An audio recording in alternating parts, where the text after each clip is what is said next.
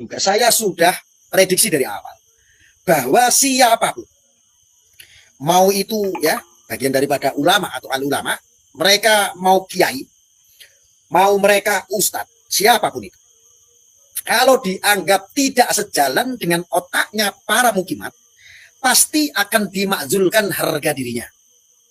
Pasti kalian akan difitnah. Kalian akan dituduh. Bahkan mereka akan menteror. Siapapun itu, mau itu kiai, mau itu ustadz, mau itu, Anda akan dimakzulkan, dituduh sebagai congos, budak, mukibul, dan lain-lain sebagainya. Inilah kelakuan-kelakuan para mukimat-mukimat, yaitu generasi pengikut imat, yang mabok akan pembahasan nasab tanpa ada bukti dan kejelasan. Apalagi berbicara tentang kebenaran. Sudah cukup banyak bahwa semua saya sudah sampaikan. Sebetulnya saya sudah cukup menyampaikan, saya sudah bongkar semua apa sih yang sebetulnya terjadi. Umat ini sudah saya sampaikan, sudah saya berikan pandangan-pandangan, dan semua terjadi sesuai dengan faktanya. Termasuk penghancuran Nahdlatul Ulama, ya, penggradasian Nahdlatul Ulama, pemecah belah warga Nahdiyin sampai dengan gesrut atas sampai bawah. Saya sudah jelaskan semua bahwa agenda-agenda ini adalah untuk memecah belah. Maka saya juga sudah sampaikan semua bahwa kiai semua termasuk, kalau Anda tidak sepemikiran dengan gengnya imat, dengan adu dombanya para mukimat, Anda kiai-kiai saya jamin akan dihinakan, Anda akan dibully, Anda akan dimakzulkan. Dan itu pasti. Inilah ujian kalian. Guru-guru saya, para alim ulama, para kiai, termasuk para habaib. Ini adalah ujian Anda, para alim ulama. Anda akan diserang oleh orang-orang yang mengaku umatnya Kanjeng Nabi. Siapapun kiainya. Jangankan Gus Idam, ya, penceramah kondang, yang lagi viral, yang lagi luar biasa, beliau dicintai oleh umat, ya kan? Kiai Miftahul Akhyar saja beliau sebagai Rois Am PBNU. Itu dicaci maki kok. Dihina, dimakzulkan kehormatannya. Oleh siapa? Oleh mereka para influencer, oleh mereka para buzzer, oleh mereka para penggiat konten-konten, pengawal tesis yang tidak jelas. Arya, jangan ngomong sembarangan kamu, tesis nggak jelas. Loh, nek tesis jelas kira ya diskusi, goblok. Nek tesisnya bener, diskusi gak kabur. Ya. Itu dasar saya.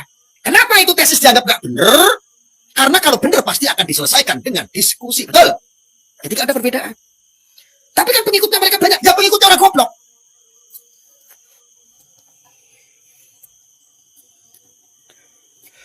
Jadi jangankan Gus Idam, Kiai Miftahul Akhyar, ketua umum PBNU, caci maki, serang. Wah, sudah. Terus jelas. Tapi saya NU cap kadal. Tapi saya warga Nahdiyin juga suka sama iman. Iya. Kamu suka karena apa? Caci makinya kan? Karena kebencian kan? Oleh Anda ngikuti iman, akhirnya membenci satu sama lain kan? Ya. Saya bajingan. Tapi saya mengikuti para alim ulama, para kiai, para habaib yang menyejukkan, tidak mengajak membenci satu sama lain. Kalau ada habib, kalau ada kiai yang unsurnya keluar dari lisan adalah kebencian, maka mereka saya anggap adalah oknum ulama corong dajjal. Wis jelas, wis aku ora urusan. Meh kuwi habib ngakune cucu Nabi, meh kuwi kiai ngakune juga pribumi, wali songo lah gadal tayasu. Mereka adalah oknum. Titik, enggak pakai koma. Yes. Tapi mereka sekarang ada organisasinya.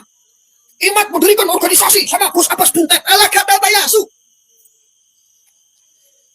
Semua itu adalah kepentingan. Yang jadi korban siapa? Anda. Yang jadi korban siapa? Umat.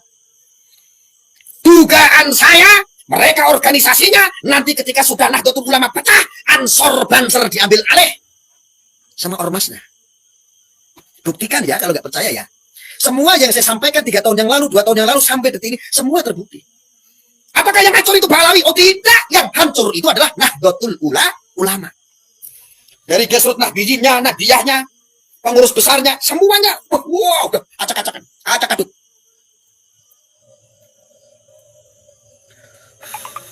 Jadi Gus Idam, pesan cinta saya buat Gus Idam, tetap semangat. Sampaikan yang benar. Jadilah Gus Idam menjadi salah satu seorang ulama, bagian daripada ulama muda yang mewakili, yang memotivasi kiai-kiai yang lain biar gak kedoktrin. Karena sudah cukup kiai-kiai kita yang ada di Nahdlatul Ulama mau berbicara kebenaran takut dibully sama para mukimat.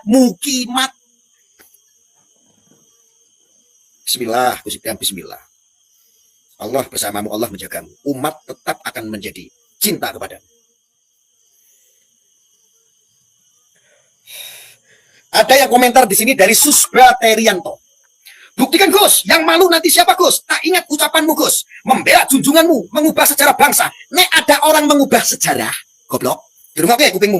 Nek ono wong ngerubah sejarah, nek ono wong ngerubah makam, nek ono wong ngerubah kiai jadi baalam, itu namanya pelanggaran hukum. Buktikan dengan faktual hukum, bukan dibuktikan dengan cot-pencot. Kakean cot-cot di media sosial. Pengen nih, logikamu itu sudah nggak ada. Ada pemalsuan makam, isu yang terus bergulingan begini. Pemalsuan makam, perubahan sejarah, mereka otak Belanda, mereka Yahudi. Kalau melanggar hukum, laporkan, ini negara hukum, bukan negara mbahmu. Paham ya? Laporkan sesuai dengan faktor hukum. Ada pemalsuan makam, ada perubahan sejarah, melanggar hukum semua. Kok diem? Nah, itu yang jadi masalah. Mana junjunganmu? Mana pentolan-pentolanmu? Masa goblok kabeh? Masa nggak ngerti hukum? Makanya hidup di negara yang berbangsa ini, ya, gunakan logika, gunakan asas kebenaran dan aspek hukum. Ada terima muring-muring kok media sosial, cuman pencot rono pencot ini, gibar ini. Olehmu apa? Dosa. Apa yang kamu perjuangkan? Nggak ada. Kamu mau perjuangkan siapa? Kowe iki utangmu akeh belajar dhewe. Bojomu rasa muntal ya pikir juang dhewe. Ora sing makani imat, ora sing makani isi ngono kuwi. Kecuali kowe belajar. Paham sampai sini? Ya, paham. Kalau ada junjungannya para mukimat yang siap berdiskusi dengan saya, ayo diskusi sama saya. Tidak perlu pakai ilmu untuk mematahkan argumentasinya kelompoknya imat.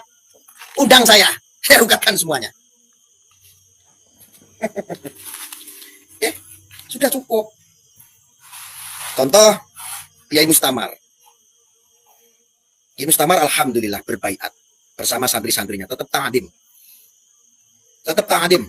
Tetap berhusnudon, tetap bersama para alim ulama, para kiai, para habaib, titik.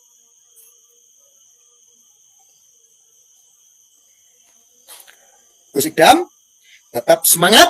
Jadilah Anda salah satu mewakili ulama muda yang memberikan motivasi kiai-kiai yang lain agar tidak takut menyampaikan kebenaran. Jangan takut dibully sama mukimat.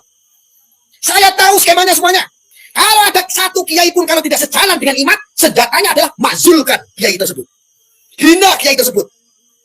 Makanya cukup banyak kiai-kiai yang viral yang biasanya dakwah akhirnya ikut-ikutan sama gerombolannya imat untuk menggibah sana dan menggibah sini. Demi apa? Demi panggung.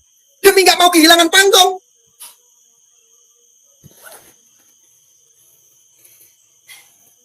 Ya. Ada yang komentar saudara-saudara di sini. Unggulan mereka adalah tes DNA. Sekarang saya tanya teman-teman 620 orang yang nonton di sini. Saya mau tanya keturunan Nabi itu katanya haplogrupnya apa, teman-teman? Haplogrupnya keturunan Nabi itu apa? Saya tanya sama saudara, jawab di sini komentar. Jawab sebentar teman-teman. Kata mereka, para mukimat yang sesuai dengan ahli DNA yaitu Mr.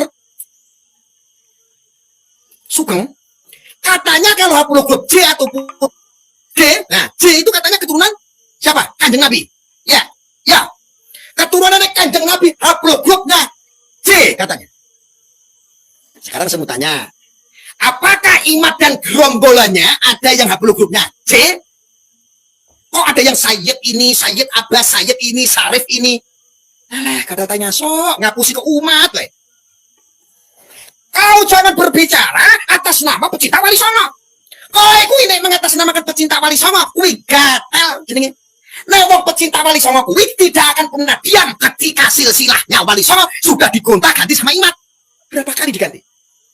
Ketemu kitab manuskrip baru diganti silsilahnya, ganti lagi silsilahnya. Ngono ngakoni Wali Songo. 1.000 orang yang menonton di sini. Saya tanya sama Anda sekarang. Kalau haplogrupnya keturunan Kanjeng Nabi itu C, kita ngikutin para mukimat dan ngikutin para ahli DNA-nya Sugeng Mecucu. Saya tanya sama Anda. Adakah di Indonesia yang haplogrupnya C? Sesuai dengan konteks. Tidak ada. Nanti giliran mereka, kelompoknya mereka mukimat, haplogrupnya O, atau sipit, Cina, Tionghoa. Mau digatel-gatel gimana? Oh itu sampai dengan Kanjeng Nabi loh. Elah gatel. Wong kok ngapusi umat, masa ke umat? Kasihan umat. Jangan pernah kamu bodoh itu.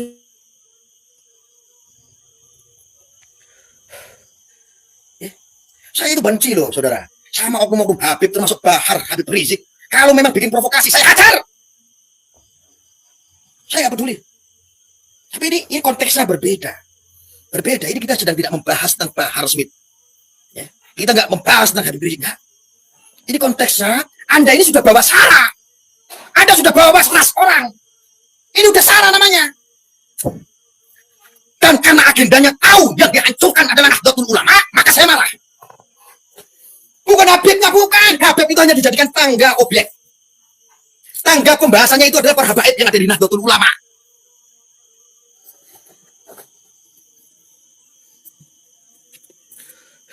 Mereka nahan sudah cukup lama kelompok-kelompok takfir ini. Kelompok-kelompok Wahabi ini. Anda ngakunya Ahlussunnah wal Jamaah, kata Taingasu. Kata Taingasu. Anda ngaku sebagai orang Ahlussunnah wal Jamaah. Orang Ahlussunnah nih, Ahlussunnah ini. Tapi mengikuti kitabnya Imat yang isinya dari copy paste dari situs-situs orang Wahabi. Ini orang-orang nahdiyin, orang-orang santri, orang yang pernah baca, para guru, para kiai, jangan tahu dibodohi sama Imat. Anda nggak tahu agenda mereka. Saya itu ada di dalam mereka dulu. Saudaraku, aku dulu ada di daerah mereka. Ketika ini sudah ada campur tangan kelompok-kelompok Wahabi, saya keluar. Saya tidak mau. Apalagi ini yang dipukul adalah rasnya. Tapi kan Habib-Habib itu kan atek-atek Belanda lah matamu. Alah gatal Taingasu. Dulu itu belum ada negara Indonesia. Dulu belum ada Republik Indonesia. Belum ada. Dulu itu zaman kolonial. Semuanya akan berhubungan dengan mereka orang-orang pentolan-pentolan orang Belanda. Itu dulu di zaman kolonial. Kalau Anda menuduh itu dijadikan dasar, bagaimana dengan Romo Kiai Hasyim Asy'ari? Ketika ikut diskusi dengan orang-orang Belanda, kau anggap bahwa Romo Kiai Hasyim Asy'ari juga antek Belanda? Ini nggak bener. Itu zaman kolonial Belanda. Jangan kehilangan logika. Anda ini terpelajar, Anda ini beragama, tapi nggak menggunakan pikiran, Pak.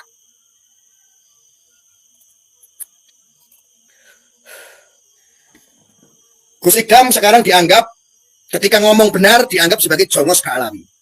Dianggap sebagai Mukibul Ba'alawi. Sama halnya yang terjadi, Gus Idam itu sama hal yang terjadi itu seperti saya. Kita nggak bela Ba'alawi, kita menyampaikan yang hak. Pernah saya bilang bahwa Habib itu cucu Nabi apa bukan? Udah cucu Nabi, saya nggak pernah bilang.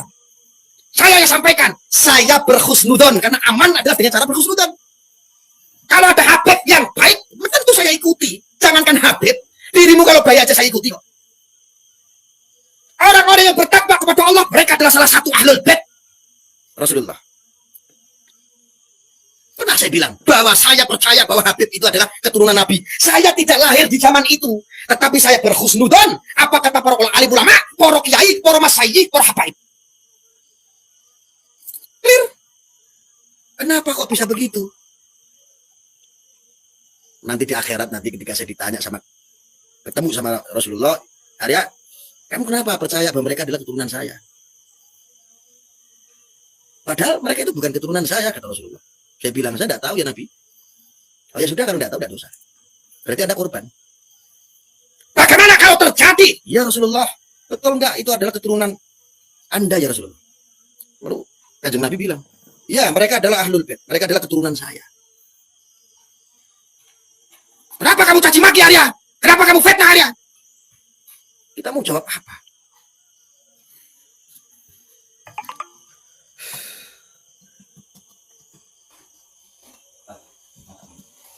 Sangat bahaya sekali. Mukimat ini terlalu percaya. Dia alhasil daripada nonton konten-konten provokasi. Akhirnya ke doktrin. Konten-konten tersebut, jika tiap hari bergulir yang ditonton adalah itu terus, selama-kelamaan akan menjadi sebuah kepercayaan dan dianggap sebuah kebenaran. Kalau udah ke doktrin, Anda akan menjadi benci duluan. Kita loh, saya sendiri, wallahi demi Allah, saya sudah mudah-mudahan saya ngomong deh bijak sebijak ini. Masih dicaci maki. Siapa mereka? Mereka adalah kelompok-kelompok Wahabi. Mereka ngempet. Mereka nggak mengakui dirinya berpaham Wahabi. Mereka nggak mengatasnamakan organisasi Wahabi. Tidak. Paling aman kelompok-kelompok Wahabi ini ketika menjelma menjadi Nusantara. Ketika menjadi Nahdlatul Ulama, mengaku Nahdiyin, pecinta Wali Songo, pribumi. Nah, ini yang lebih berbahaya, saudara.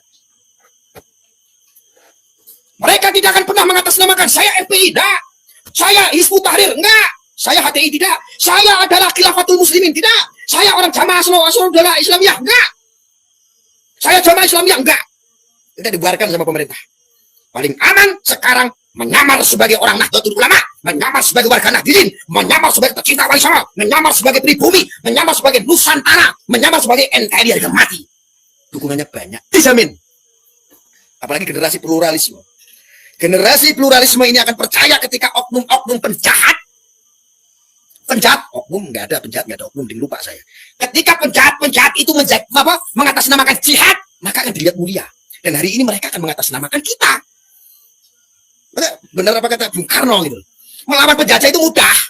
Bisa ditandai yang mereka itu orang asing. Kalau hari ini yang dilawan oleh para alim ulama, para kiai adalah mereka sendiri adalah orang-orang yang mengaku pribumi, mengaku keluarganya sendiri. Bagaimana caranya?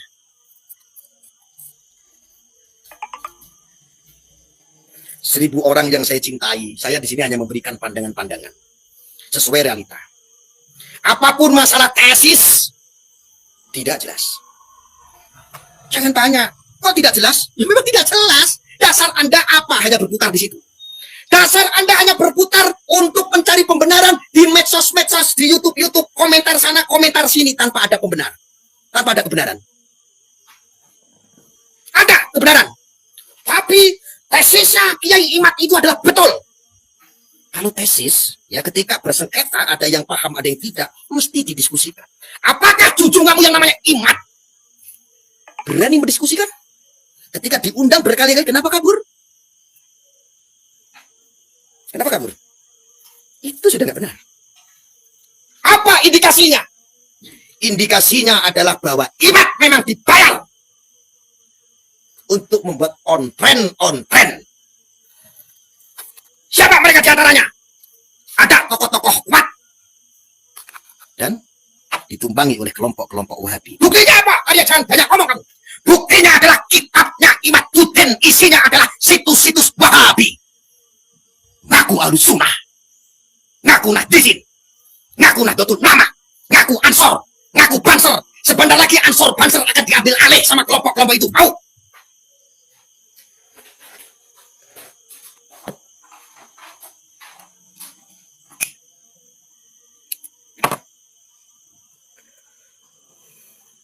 Kitabnya Imad, kitabnya Wahabi. Imad sudah sukses mendoktrin kiai-kiai yang lain, termasuk kiai-kiai yang butuh panggung, termasuk kiai-kiai yang lama, yang senior, yang viral ceramah ke sana kemari, tidak sedikit ke bawah demi kepentingan